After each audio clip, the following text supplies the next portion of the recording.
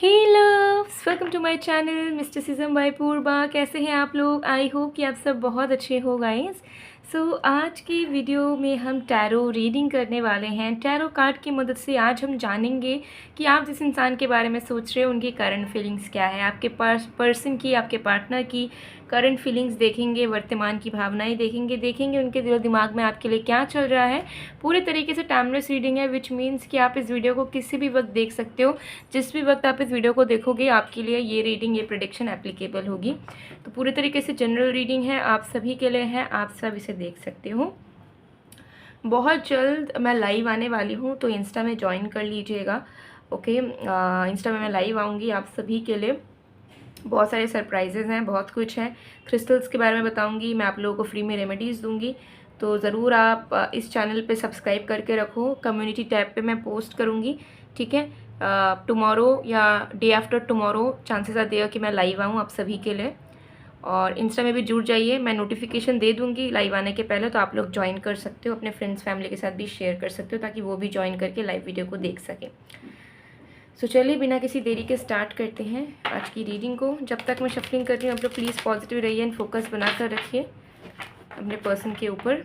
Paid readings वगैरह के लिए गिवन व्हाट्सएप नंबर पर, इंस्टा आईडी पर मैसेज कीजिए।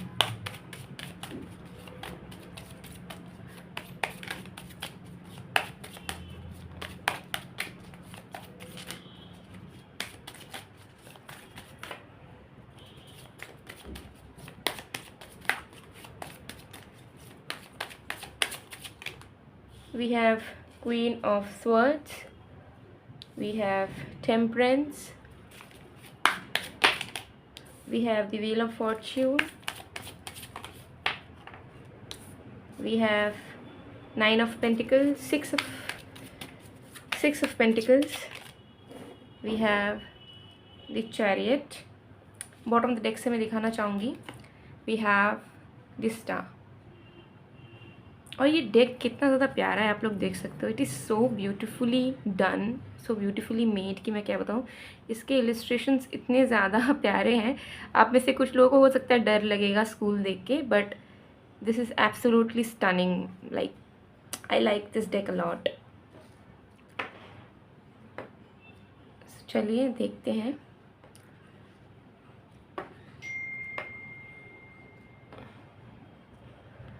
ओके, सबसे पहली चीज़ मुझे यहाँ पर नज़र आ रही है कि आपके पर्सन को ना करंटली एक बात बहुत अच्छे से समझ आ रही है। वो ये है कि जैसा वो आपको ट्रीट करेंगे इन रिटर्न उनको वैसी ही चीज़ आपसे नसीब होगी, ठीक है।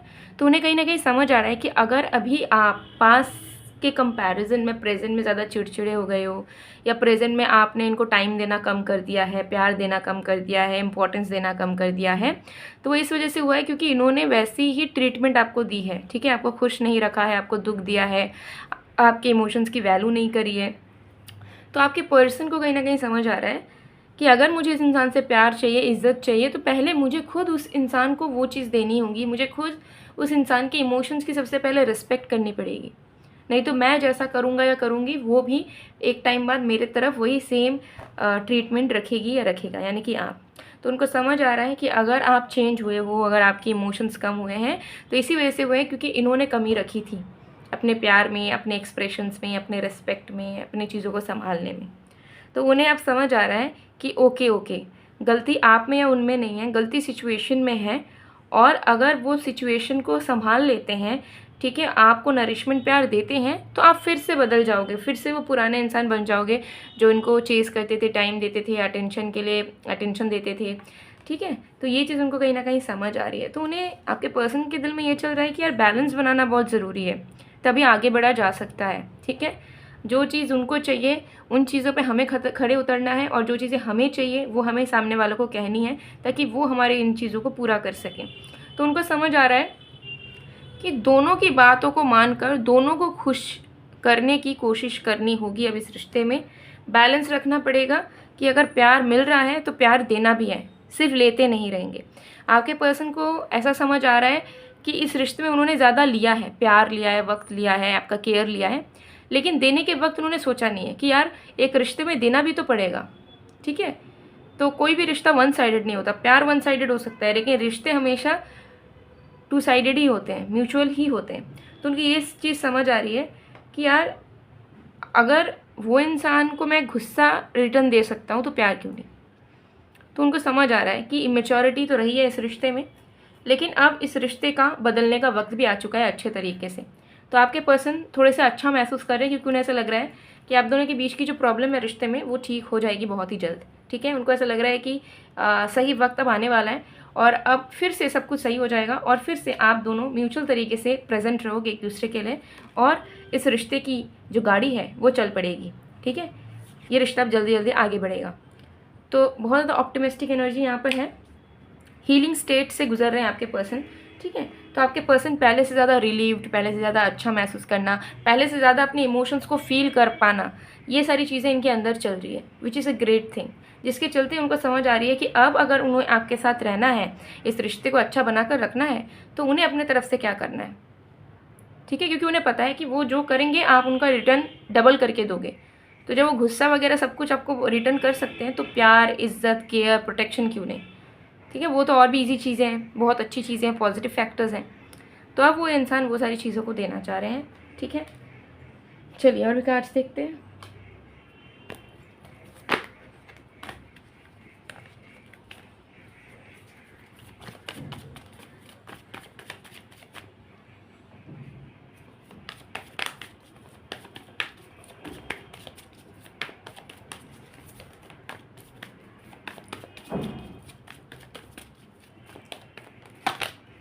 We have compromise,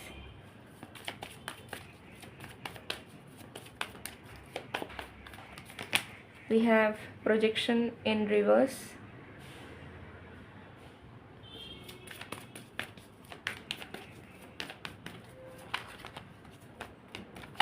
we have comparison in reverse, we have integration in reverse।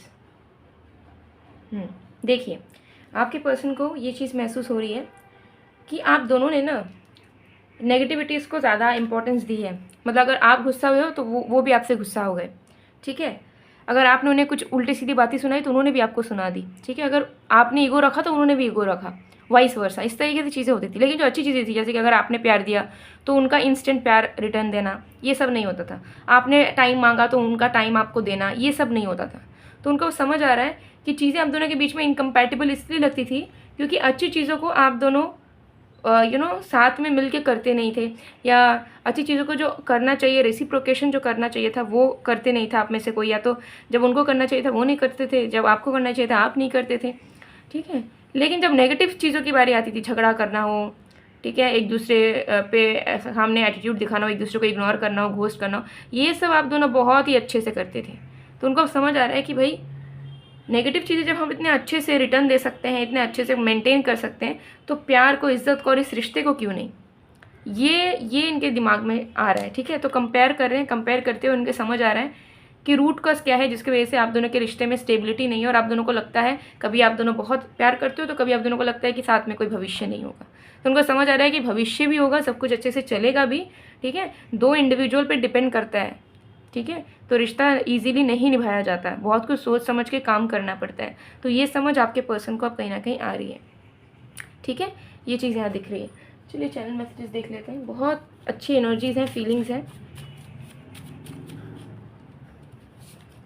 मेरे सपनों के राजा या रानी हो तुम, डेफिनेटली उनको समझ आ रही है कि आप उनके ही हो यार। ठीक है, सिर्फ तेरा होके रहूँ, सिर्फ आपके होकर रहना चाहते हैं। एक सॉन्ग है, सॉन्ग को ज़रूर सुनिएगा। ठीक है,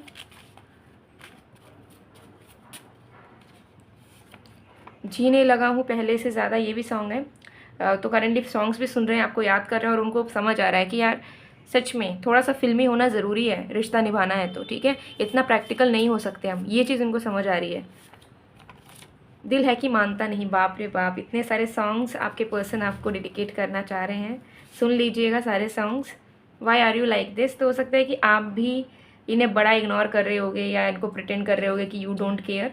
तो उनको वो चीज़ भी बर्दाश्त नहीं हो रही है कि आप इतना ज़्यादा, मतलब इतना ज़्यादा गुस्सा, इतना ज़्यादा ईगो का क्या ज़रूरत है, what happen to all the promises. तो यस, मुझे यहाँ दिख रहा है कि आप हो सकता है इग्नोर कर रहे हो, या ये निभाव नहीं दे रहे हो, टाइम नहीं दे रहे हो, या प्रिटेंड कर रहे हो कि आप इनके बिना भी खुश हो। तो वो चीज़ इनको देख के ना बर्दाश्त नहीं हो रही, कि उनको ऐसा लग रहा है कि तुम क्या सब भूल गए उन प्रोमिसेस को जो तुमने मेरे साथ की थी, या तुम जो चाहते थे तुम बदल गए, ऐसा उन्हें लग रहा है।